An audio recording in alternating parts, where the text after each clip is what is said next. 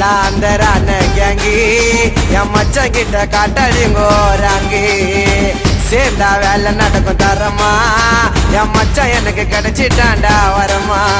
வாடா போலாட்டிக்கு என் மச்சான் தான் சீமா சிட்டிக்கு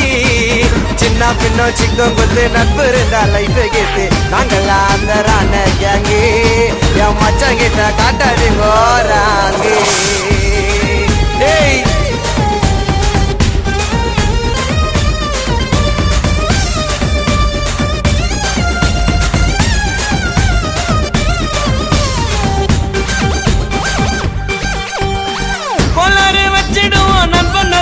நட்புன்னு சொன்னால மிட்டான் எனக்கு யாரும் இல்ல மாமா